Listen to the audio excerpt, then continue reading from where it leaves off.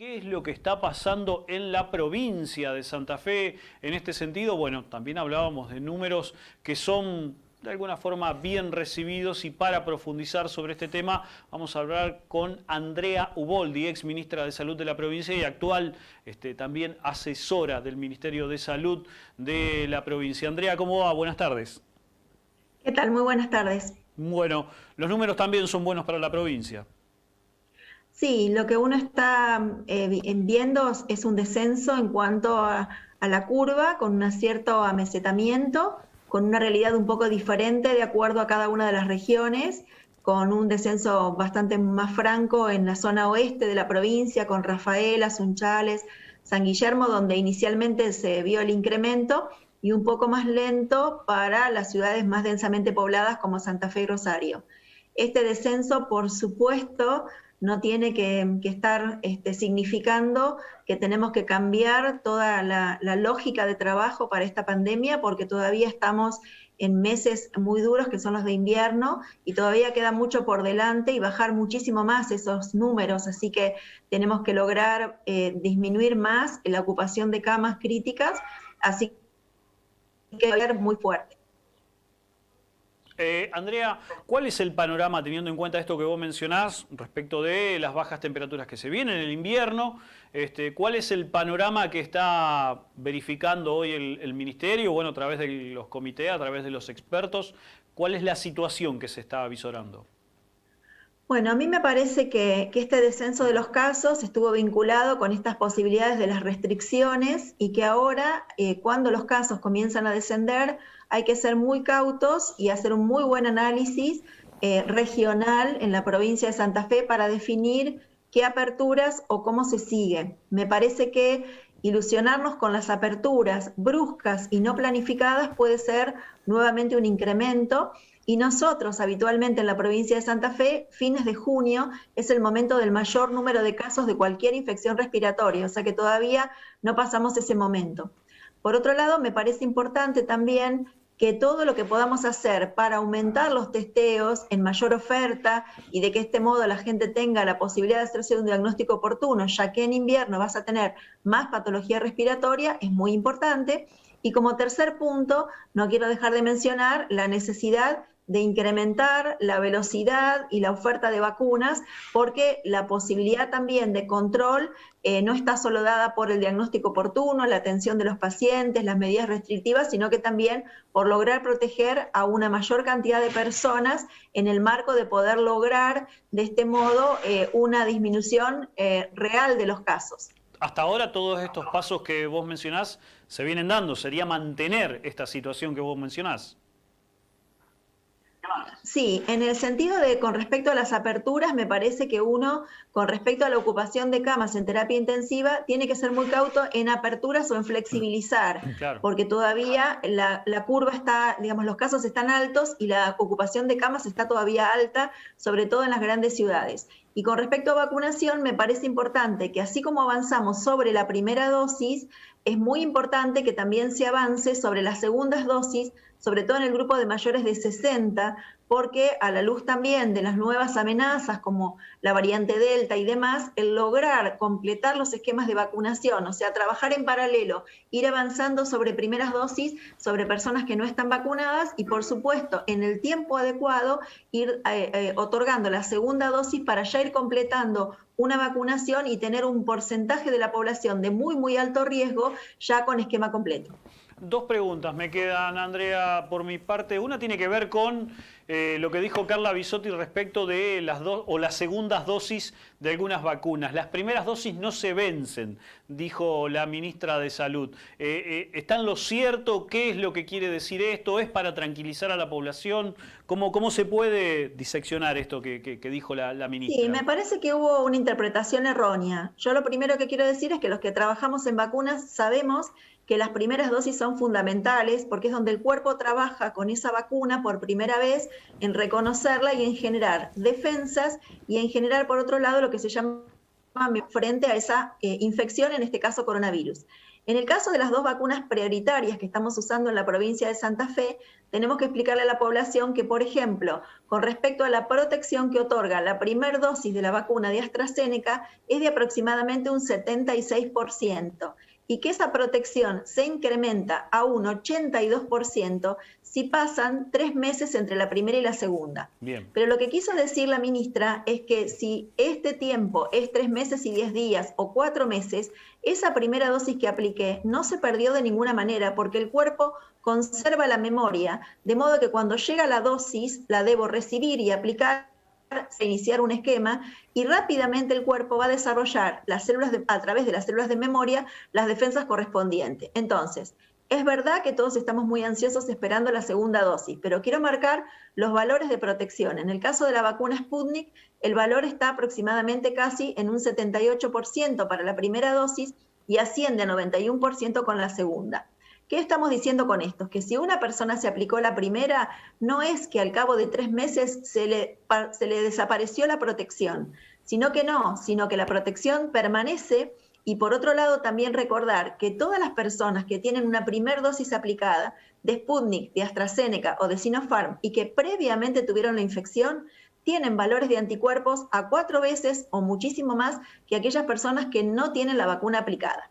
Entonces, separemos 2 cosas. Por un lado, la vacuna con primera dosis da una gran protección de las vacunas que estamos usando. El tiempo que debe mediar entre la primera y la segunda se analiza en 3 meses, pero si pasa más tiempo, no se pierde esa primera dosis, sino que el cuerpo continúa. Pero por otro lado, es muy importante que para las nuevas variantes y para evitar las reinfecciones y lograr que la población pueda recuperar esta nueva normalidad, necesitamos completar las segundas dosis desde aquellas personas que son más grandes y que recibieron primero la primera dosis para ir luego avanzando, siempre manteniendo ese intervalo de 3 meses. Y la segunda pregunta en este sentido tenía que ver con algo que los santafesinos y de la ciudad de Santa Fe específicamente miramos muy de cerca en los últimos días y tenía que ver con los festejos del campeonato del Club Colón y los hinchas. Se esperaba, o por lo menos se había mencionado, una posible explosión de casos. ¿Cómo se monitoreó desde el Ministerio, desde el ámbito de salud, lo que pasó 15 días después aproximadamente? Sí, si vos revisás los números, hubo un momento en el cual la cantidad de casos reportados en Santa Fe fue igual o mayor que Rosario. Digo esto contemplando la densidad de población. Así que ahí probablemente estuvo incluyendo estas posibilidades de contagio masivo, y también me parece que lo interesante es seguir monitoreando los datos con una mayor oferta de testeos. También se estuvo trabajando desde la provincia y desde la Municipalidad de Santa Fe con una mayor oferta de testeos, no solo para aquellas personas que tuvieran síntomas, sino que también para los asintomáticos contactos estrechos. Y esto es muy interesante porque también permite llegar o anticiparse a algunas personas que quizá no estuvieron en el festejo, pero se pudieran haber contagiado de alguien que pasó desapercibido como asintomático. Doctor Uboldi, ¿cómo le va? Juan Isitroni le saluda. Gusto saludarla. ¿Qué tal? ¿Cómo estás? Muy bien, muy bien. ¿Qué pasa con la variante Delta, que escuchamos con preocupación a muchos especialistas, epidemiólogos, hablar de lo mucho más fuerte que es esta variante? ¿Y qué pasa en relación a la vacuna con la variante Delta?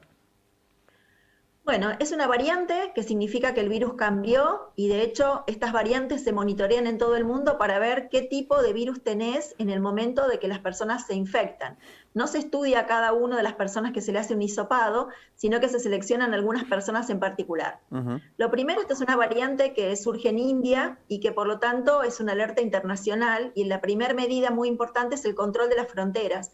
Por eso me parece que estas últimas medidas que se han planteado desde el Estado Nacional, trabajando con las jurisdicciones, de controlar a los viajeros, hisoparlos y controlar en trazabilidad dónde permanecen durante estos próximos 7 días si han tenido una PCR negativa, y levantar el aislamiento con una nueva PCR, o bien que se mantengan 10 días pero monitoreados, me parece que es fundamental, porque es el modo de enlentecer el ingreso de una variante, y ya nos pasó con la variante andina o con variante Manaus, que la verdad que no la pudimos detener. Con respecto a lo que se sabe es que son variantes más contagiosas, y que indirectamente al ser más contagiosas significa que si el virus original de Wuhan, decíamos que por cada persona que se infectaba tenía capacidad de contagiar a 2.5 a 3 personas, esta puede estar más alto en 4 o más. Entonces hay dos repercusiones importantes. Una, más contagiados, más chance de más internados y más chance de más en terapia intensiva. Quizá todavía no se sabe si es más agresiva, pero al tener mayor contagio de ese porcentaje que vos decís, 80% en casa, 15% internado y 3% en terapia, si hay más contagios, los números te suben. Lo que sí se sabe, que se estudió en Inglaterra, es que las vacunas con esquemas de 2 dosis sí son protectivas, es decir, que protegen para esta variante, pero necesitas tener las 2 dosis aplicadas. Por eso, en el marco de esta alerta, es lo que yo mencionaba, muy importante seguir aplicando primeras dosis, porque fíjense las protecciones que dije, 79 y 78 con una sola dosis, esto le cambia a muchísima gente la posibilidad de modelar la enfermedad a los que no tuvieron, pero sí es interesante que tenemos que completar paralelamente las segundas dosis para tener a la población de más riesgo, que siguen siendo los mayores de 60 años, con 2 dosis aplicadas. Claro. Luego, también, el gran desafío es, si estas variantes se incorporan como parte de la circulación comunitaria, tu objetivo, que es lograr la protección de rebaño, se te va alejando, porque las variantes anteriores que tenían menor contagiosidad te pedían un 60% de la población vacunada para lograr inmunidad de rebaño. Si estas variantes son más contagiosas, hacen que tu inmunidad de rebaño necesite que tengas el 80% de la población vacunada para lograr inmunidad de rebaño. Así que de ahí está la gravedad de enlentecer la introducción. No creo que sea posible evitarla, porque de hecho ya entraron algunos pasajeros, pero digo, cuanto más enlentezcas vos el ingreso de esta variante, te permite tener tu población con 2 dosis aplicadas y por lo tanto tenés un colchón de mucha gente protegida que quizá no tenga que internarse. Doctora, le pregunta a mi compañero Héctor Galeano. Sí. Sí, ¿qué tal, doctor Uboldi? ¿Qué tal? Muy buenas tardes. Hola. Algo que tiene que ver con la enfermedad, pero no estrictamente con las vacunas, como venía hablando con mis compañeros. Escuchamos hace poco, después de haber sido dado de alta, el testimonio desgarrador de Fabián Pablo Oliver, el diputado provincial, que atravesó la enfermedad, que tuvo respiración mecánica y que tuvo un mes de rehabilitación, que todavía sigue rehabilitándose, pero tuvo que atravesar una internación para rehabilitarse muscularmente, para recuperar la masticación, deglutir, hablar. Digo esto, ¿alguien está pensando, si bien esto es el minuto a minuto, en que va a haber una población muy importante, y Fabián Pablo Oliver, además con una situación favorable de poder tener una obra social y poder sostener ese tratamiento, pero se está pensando que va a haber una población que no va a tener acceso tal vez a esta atención de calidad en el sector privado y que habrá que montar una estructura para recuperar a tantas personas que quedaron afectados en materia respiratoria, en materia vascular, cardíaca, muscular. ¿Cómo lo vea esto? ¿El Estado deberá trabajar en el futuro inmediato en estos centros especiales?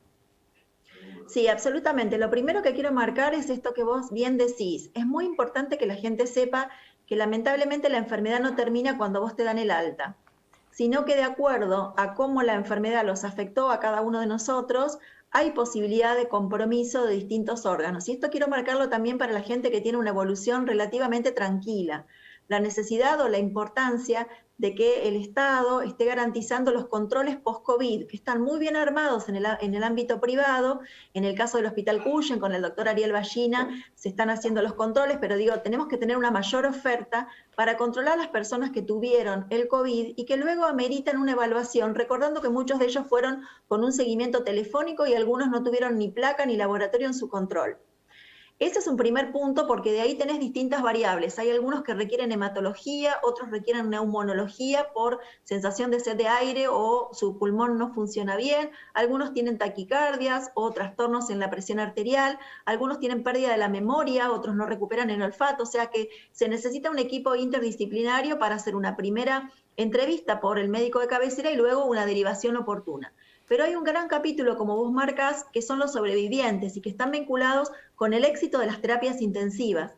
Cuanto más exitoso es el equipo tratante en la terapia intensiva y el genio del cuerpo de cada uno logra sobrevivir, nos encontramos con que el poder ventilarlos implica el uso de drogas, y estas drogas que utilizamos para ventilarlos y la posición de boca abajo condiciona una disminución de la masa muscular que requiere, y en algunos casos hemos visto también algunas ideas novedosas como bicicletas para estimular la cuestión de la motricidad y generar la masa muscular y todo lo que eso corresponde también al soporte nutricional.